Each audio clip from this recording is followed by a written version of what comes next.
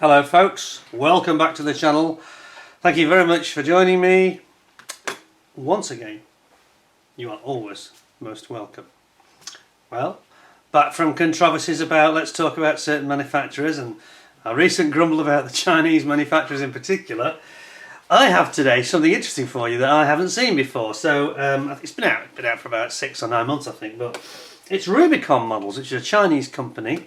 And they've come out with a number of interesting vehicles and helicopters and things like that. And they are manufacturing in the slightly harder type of styrene plastic, ABS. Now you have to bear in mind that this is going to require a slightly different approach. You're going to need yourself a slightly different adhesive than you normally use. So you'll find that your Tamiya or your Mr. Hobby type adhesives probably aren't going to work. You're going to need something like this.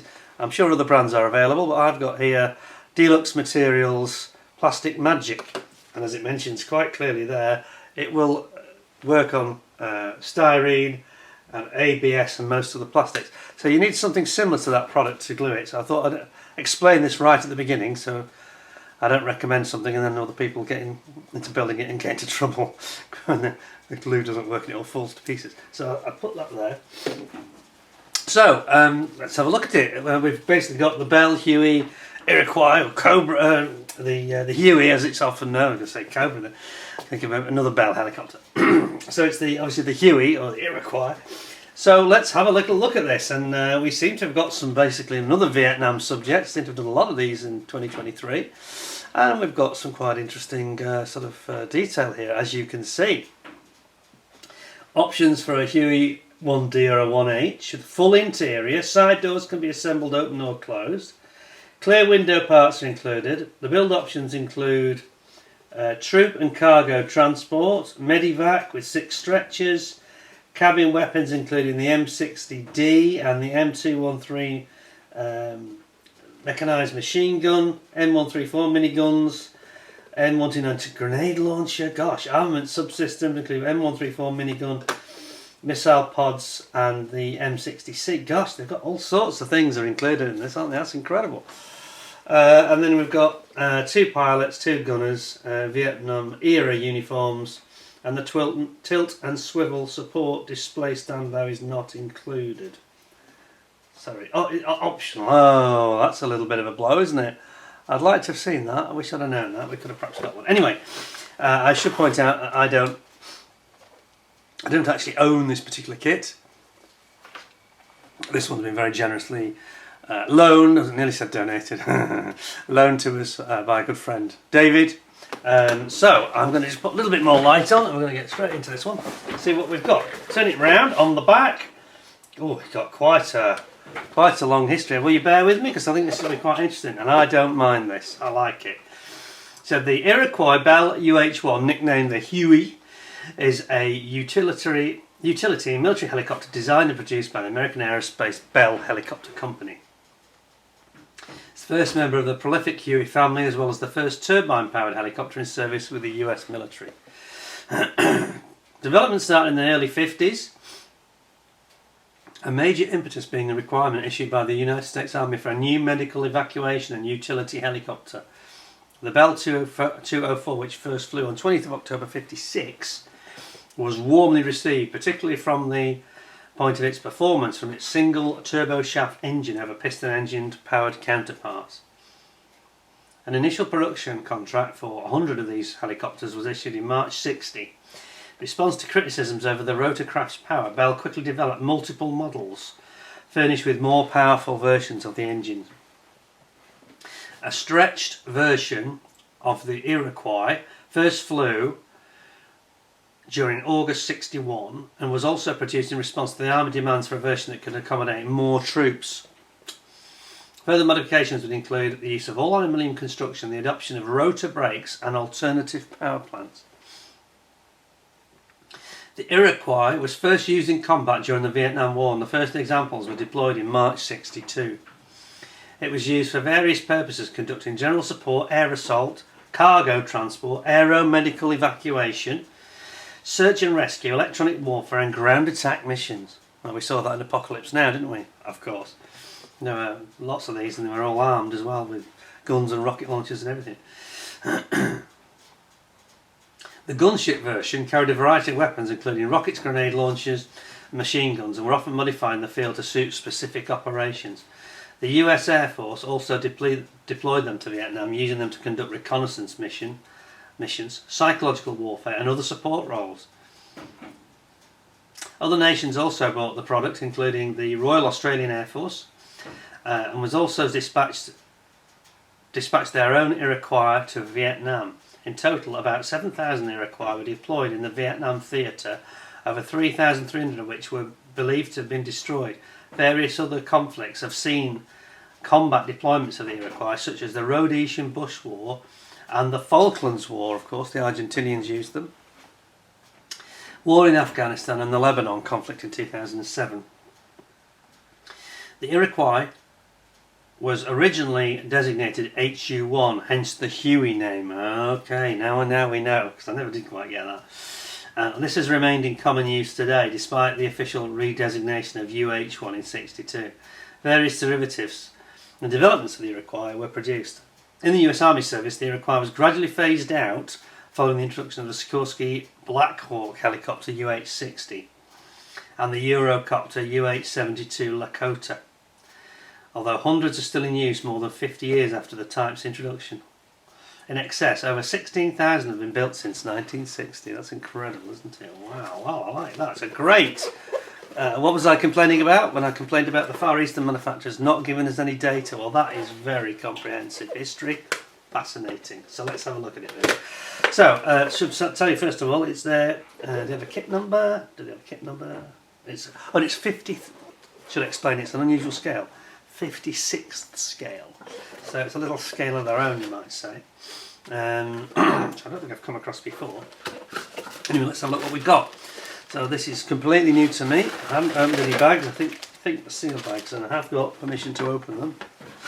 I'll try and reseal them, of course, for David. Oh, and we've got tape and all sorts here. So, right. I'll tell you what. Let's see if we can find the instructions. We'll kick off with that, and then we'll get into the plastic afterwards. So, my goodness, okay, we'll have a look at the decals. I quite like to look at them first. Let's see what we've got. I think we have got some very typical Vietnam type markings here. That's going to have a lot of echoes from Apocalypse Now, aren't we? Indeed we are. We've got Marines, Navy, the Royal Australian Air Force has got a version here as well. That's cool. Ah, yeah, we've even got, look, the crossed cutlasses like in Vietnam in Apocalypse Now. The markings in that film, absolutely brilliant. We've even got the Playboy bunnies, look at that. Oh yeah. Now this is a resealable bag, so I'm going to open this one. Because I just want to see what these decals are like. I'm not too sure who Rubicon are actually getting to produce these for them. Right, just says Rubicon Models 2022. So, let's see if I can give you there we go, and get a good look at the way that they are formed. Yeah, they seem quite nice, don't they, to be fair. There's quite a lot of stencil data on them, numbers. Also we got some instruments there for the cockpit. That's quite good. Shark's mouth, that's always good. We've got tigers, angry tiger, and even more angry tiger. We've got skull and crossbones, we've got everything, haven't we? Dice. We've got the Aussie kangaroos. Gosh, there's all sorts of different options. American Airborne Division. Wow, there's a lot of options there, some nice options. Look like nice decals, I don't know what they go like, because we haven't tried those yet. But to get David to build this and give us feedback on it. Anyway, so there we have it. Quite a quite a comprehensive set. So far, so good. It all bodes well, doesn't it? I'm going to leave my pot of adhesive in the background just to remind you that you need to use a different adhesive if you buy this kit. You will need some ABS friendly, more powerful adhesive. Because I just think it doesn't quite melt as easily, so what it tells you is that the things like Plastic Magic are obviously a bit stronger. Right, now it shows here the variants and the instructions, the different 5 different variants you can have. Look at this. I'm just trying to remember the price on this. I think it was, my memory's failing me.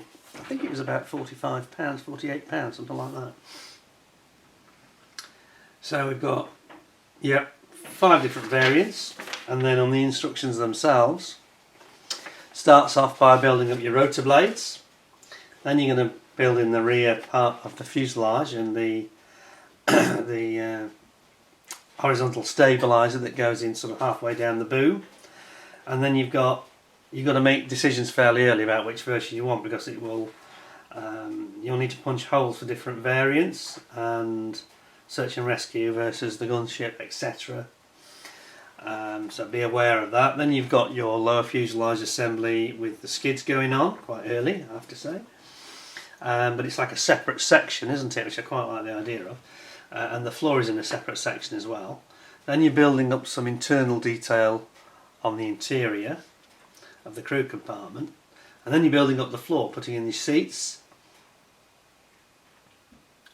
Are those seats already fitted? No, they must be already fitted. It looks like the seats are actually moulded in already, interestingly. You've got your control panels with your decals going in there, and then you've got lots of small ancillary parts going on the underside of the fuselage, so to speak. And then you're going to build up another notice. You see, it's giving you some quite good detail, isn't it? It's telling you what you're building, it's making it relatively clear. Quite like the way they're doing this. Then you're building up your nose assembly, and onto the nose sort of framework. Then there's the option that's got the guns in the nose. Obviously it mentions here that you need to punch out under the hole if you've got the guns in the nose. Then you got your full instrumentation for the pilot going in there. Then we start with the internal cabin detailing with the seats for all the troops. Quite a few seats to go in there. Here we've got the stretchers coming in. So there's obviously going to be 6 stretchers, 3 on each side. So that's six troops they can take out. That's not too bad, is it? And then we've got gunner assembly. Got some proper figures here. That's interesting. Be interesting to see how good they are. They look like they're in completely different poses, so that's better than we get with a lot of kits these days. And then left side, right side, so very similar, but I think they're in reverse in effect, aren't they, for the gunners, sitting in different positions. And then you've got your guy with your M134 Gatling gun, electric cannon on the side. Same on the opposite side, right side or left side. This looks really cool, doesn't it? I like it. And then you've got what looks like all the ammunition, I think it is, ammunition boxes going in here. These guys are going to need plenty of that. And then you've got the belt feed for the cannon going in here. Wow, again left side, right side then left side.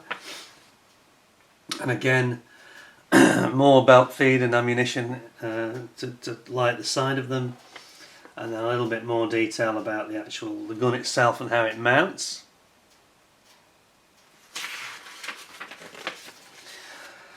And then we're going to start putting in the housing for the cannon, so to speak, depending on which version you have. And then obviously you've got the different options. I think there's a 50 cal Browning here instead of the cannon, electric cannon.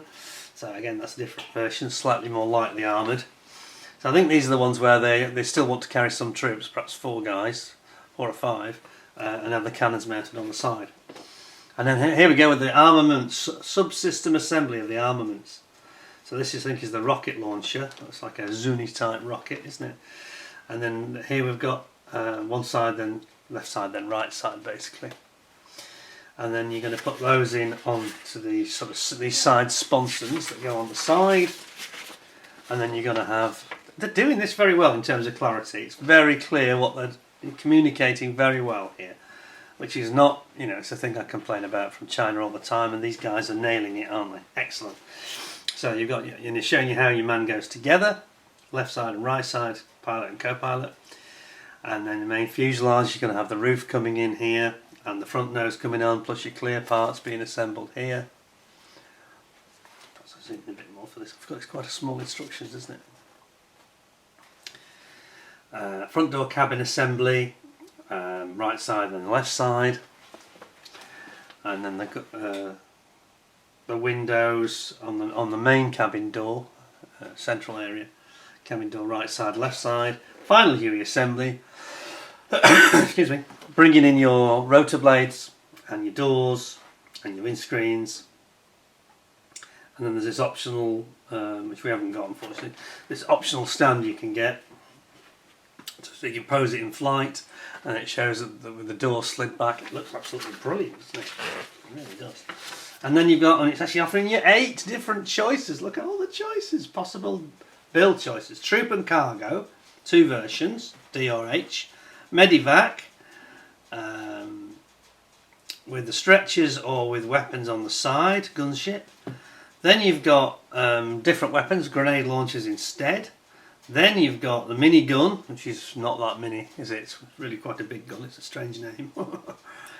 And then a pintle mounted medium machine gun, which I think is a 50 cal. So you've got all those options. And then slightly oddly they put the sprue map at the end. I don't know why manufacturers ever do that. I think it makes more sense to have it at the beginning. But here it is. So it looks like there's actually a lot of parts in this kit. A heck of a lot of parts. Does it say how many? I don't think it said. But there's quite a lot of small parts, it has to be said, which we'll get right into. And then on the back they've just got a couple of adverts, some of their other products, some figures that they do, which look quite interesting, US Marines or Viet Cong fighters, and I think they've got some just explanation of the different divisions on the decals, which is very nice. So I have to say that here we have a Chinese manufacturer that I haven't encountered before, and subject to what the plastic is like, I'm very impressed with the instructions. They're super clear, very helpful, good clarity. That's just what we want. Let's have a look at the parts then. So I think we'll start with clear parts and get it out of the way, so I'm not dreading it at the end. Just happened a few times recently.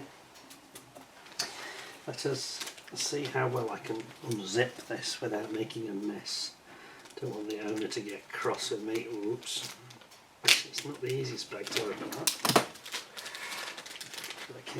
Right, here we go.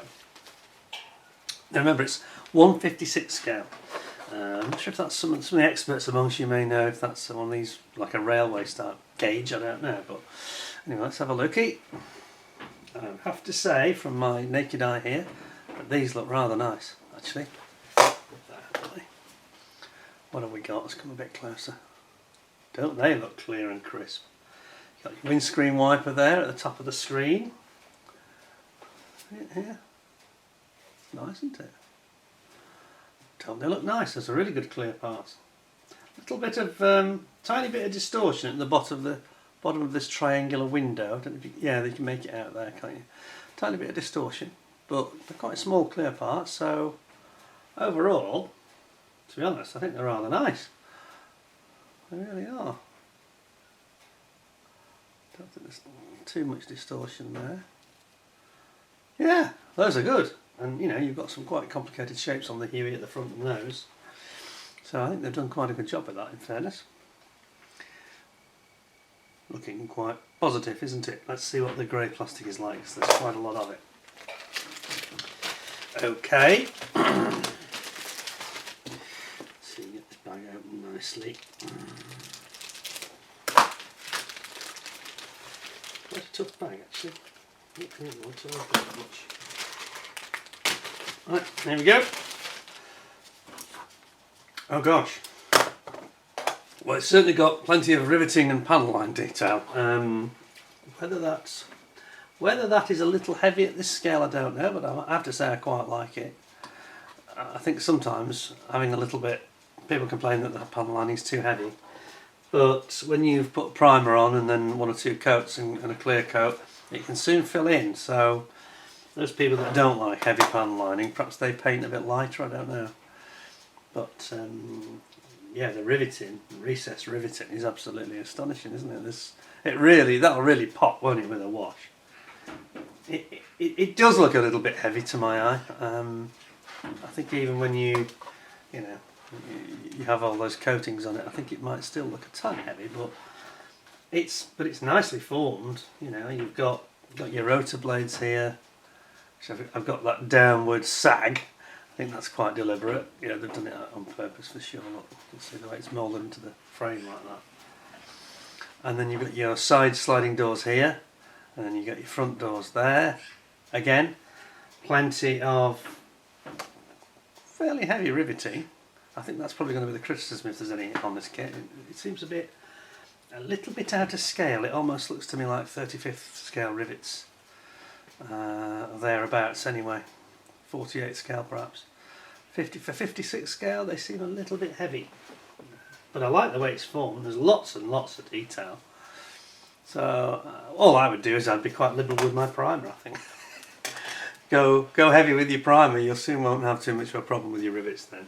They'll just sort of reduce a little bit, if you know what I mean. So that's looking nice. I'm just getting used to the sort of appearance of it.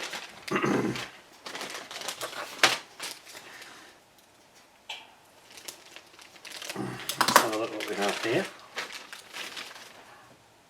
Okay. Yeah, it doesn't seem perhaps quite as heavy, and the parts are formed really nicely actually. In terms of the shaping, they look very crisp. You know, that's the floor there, underside of the. Sorry, that's the roof. I should say, not the floor. This is the roof. So that's the top of the chopper. Here's your nose. A very classic Huey look to it, of course. And again, plenty of riveting around the windscreen. Just think it's a little bit out of scale, the rivets, to be honest. Maybe I'm wrong, I don't know, but just seem a little bit on the heavy side to me. But that's cracking detail. Really like it. You know, I think that it's interesting that they've gone and moulded the seats in one piece. That's slightly unusual these days. Not much detail on them, but I don't think they have much on them anyway, do they? And you've got your floor here. I like the way they've got the detail there on the floor. That's probably more in scale than the rivets are actually. That's probably okay. Over here you've got your skids, landing skids.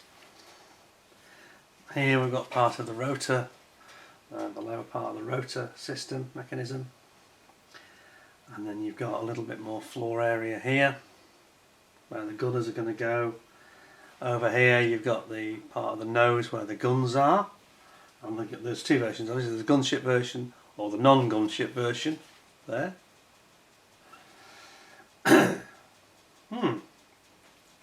Here we've got a stretcher. Looks like sorry, it's a seat, isn't it? Not the stretcher, the seat.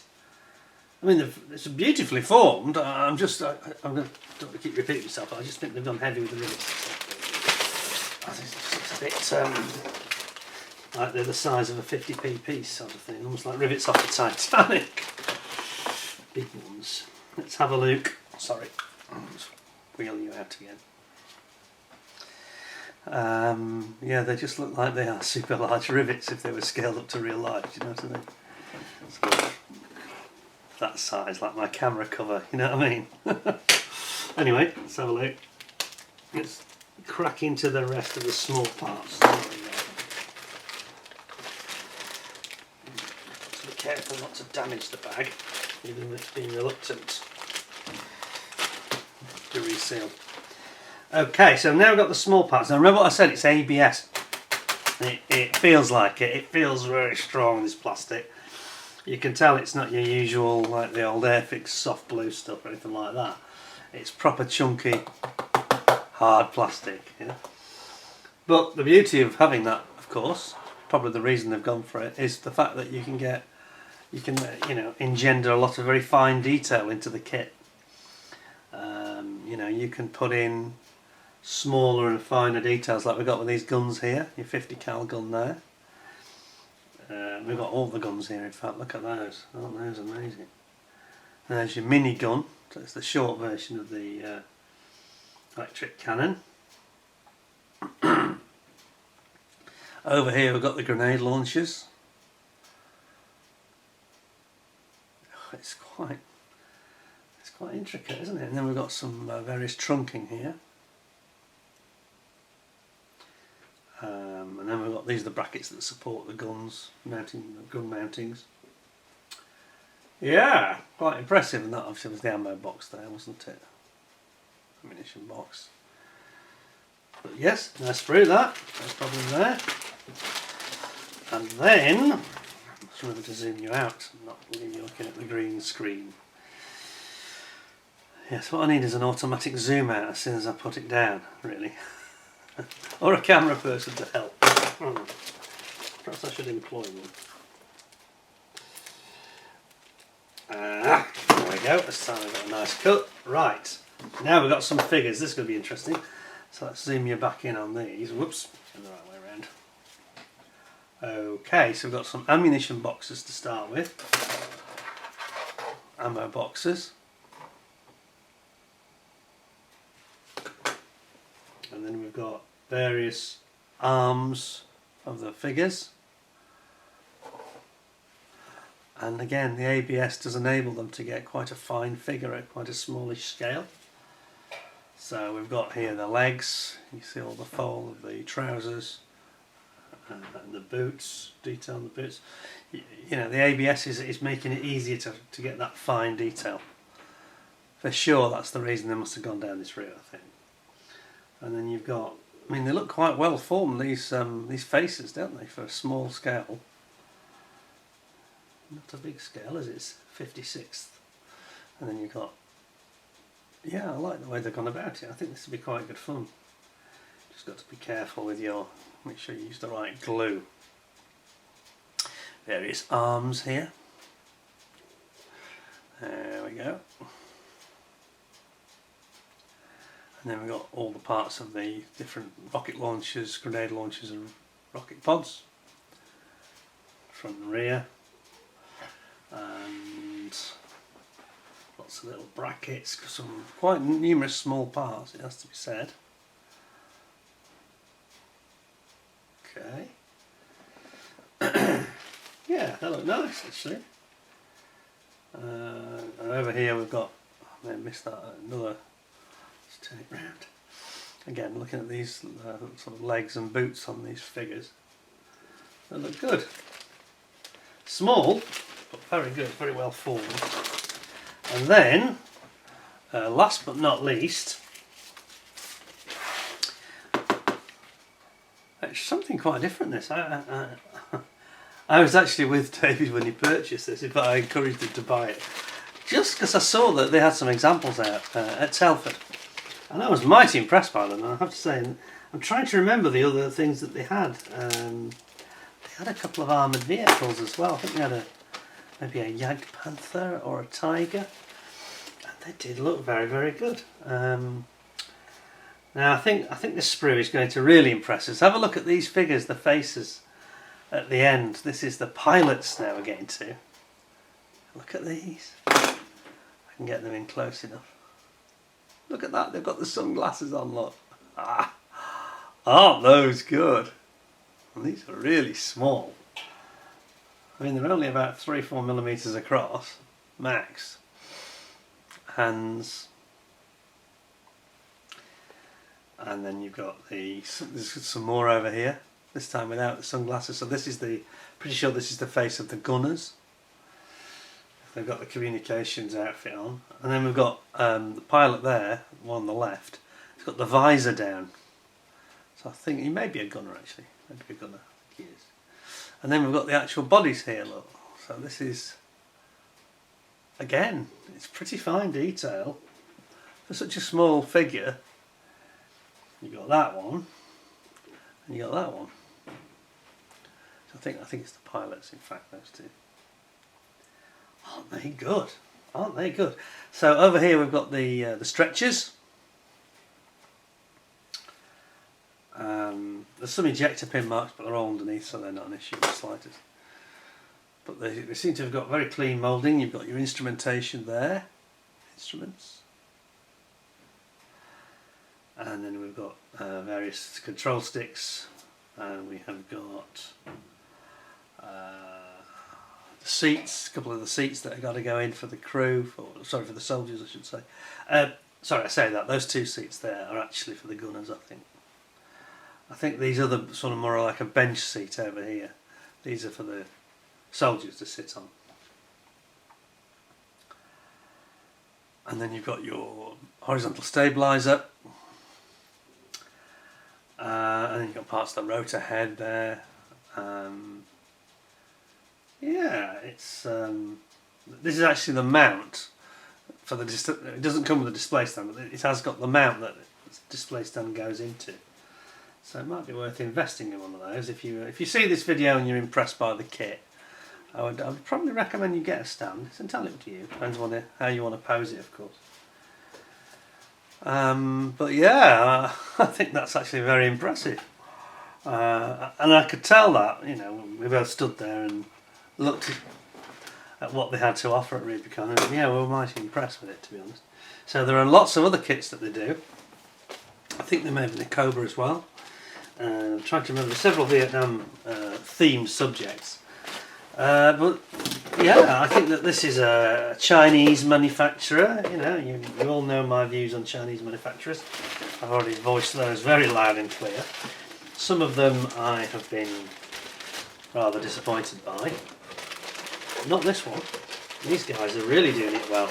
The only thing you have to be wary of is obviously the different plastic, and the fact that you need to just use a different glue to make sure you can get the adhesion to put the parts together. But other than that, any negatives? Well, yeah, just one really. I think it was just the really just those rivets, which did seem a little bit overly heavy. It seemed a little out of scale, but they've got, you know, there's a lot of effort gone into putting the details into the kit, internal detailing, and I'm not sure that there's not a whole lot going on in the cabin anyway. It's not the most detailed chopper, I don't think, inside. In the sort of crew cabin, the soldiers part of it. So yeah, I think I'm going to knock it half a point off. I'm going to give that quite a high rating. I'm going to give it 9.5 out of 10, because apart from the fact that it's got this, yeah, a little bit heavy, my recommendation is just go to town with your primer on that one and give it plenty good heavy coats of primer. Try and reduce the effect of those rivets, which do seem heavy. But apart from that, it's a cracking little kit. Whether you know what you feel about the scale, don't know. But if you buy a few more of their products, you're probably okay. It doesn't actually give us any info about the rest of their range, just those figures. But they do a lot more items. So very impressive little thing. I think you'd have a lot of fun putting that together. Just make sure you've got the right glue. Yeah. Anyway, there you go. So it's 9.5 out of 10 from me. Hope you'll give me a thumbs up. 10 out of 10. Nice to see another manufacturer coming through who are doing things right. Yeah, so you can see I haven't got a beef. I've got no problem with China or where kits come from. I don't care about that. I'm only interested in what they produce for the money. And whilst that's not a cheap kit, there's a lot of quality there, and some real effort's gone into the history and the moulding, and you can feel it. It's almost like it's like Tamiya or Zokimura. Somebody that's really passionate about the subject has created that. You can tell, and that's what we need more of in the hobby. I think that's very infectious. You know, to have people that are very enthusiastic and positive, and that nice vibe, it sort of spreads, doesn't it? Anyway, thank you very much for watching. Hope you enjoyed it and found it interesting. If you want to know more about Rubicon models, I was going to have a look at their website if I were you, and yeah, and take it from there. Thanks a lot for joining me. No doubt we'll have more interesting videos coming along in the not too distant future. Until then, in the meantime, stay well, stay safe, stay warm. Here in the Northern Hemisphere it's not too pleasant at the moment, and enjoy the Christmas New Year period, and hope to see you again very soon in the near future. Till then, thanks a lot, and bye for now.